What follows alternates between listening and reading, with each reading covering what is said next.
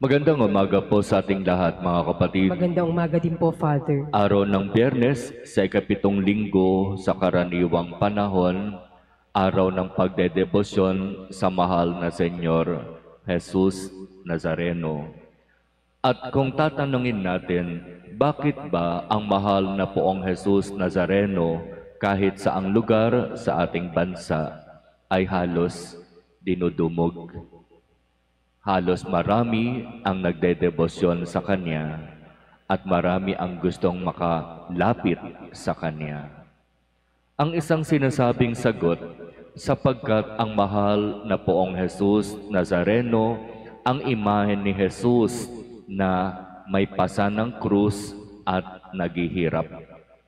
Marami ang nagdedebosyon sa Kanya sapagkat nakaka-relate sila sa imahen na ito ni Jesus. Sapagkat marami sa atin ay naghihirap din sa buhay. Marami sa atin ay may pasan-pasang kanya-kanyang krus. Mga pagsubok, mga problema, iba't ibang uri ng pag-uusig at pagtuligsa. Kaya marami ang nagdedebosyon at lumalapit kay Jesus, ang mahal na Senyor, upang humingi ng tulong, humingi ng biyaya.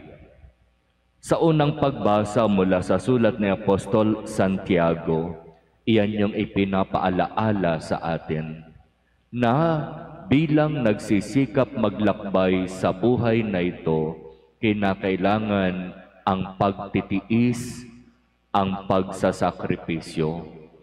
Kung papaanong ang mga propeta noong una ay nagtiis at nagsakripisyo sa pagsisikap na makasunod sa tawag para maging propeta, ganoon din ang inaasahan ng Diyos sa atin.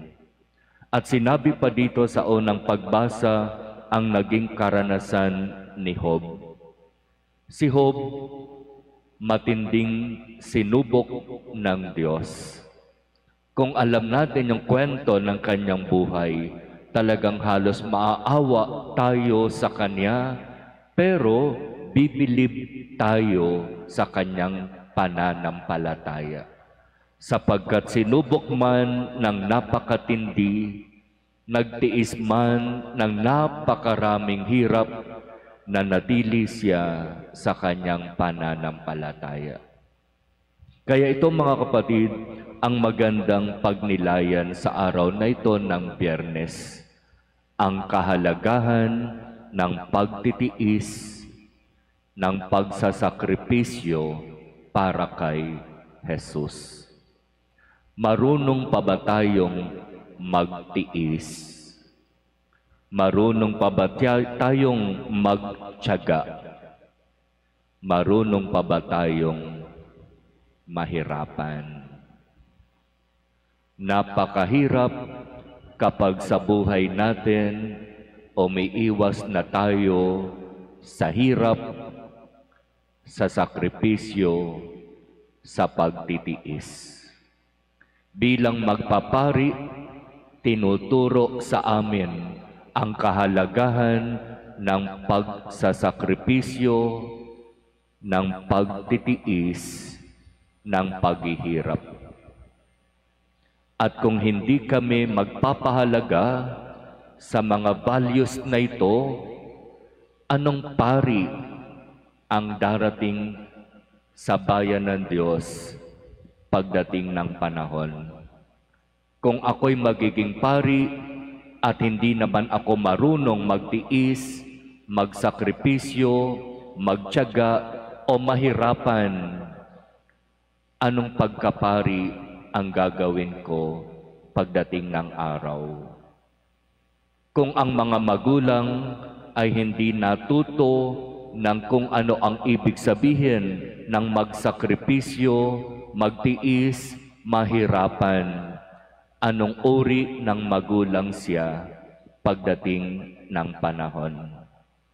Kaya nga sabi ng ating Panginoon sa Ebanghelyo, dahil sa katigasan ng inyong ulo, kaya nangyayari yung mga bagay sa buhay ng may asawa.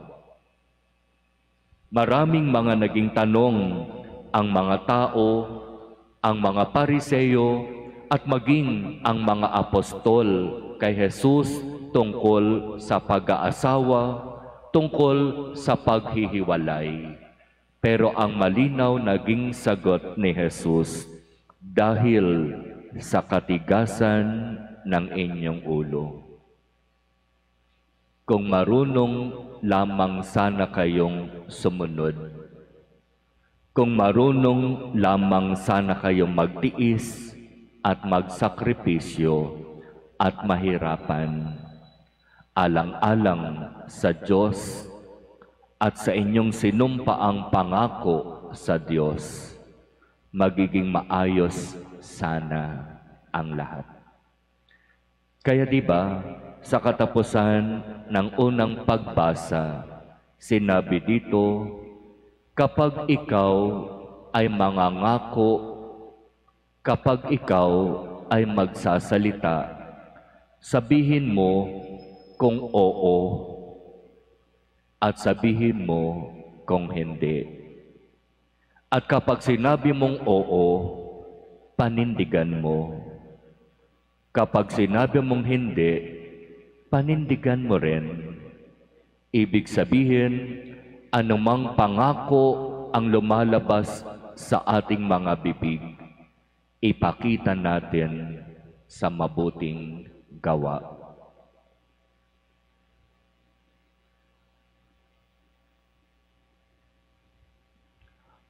Amen.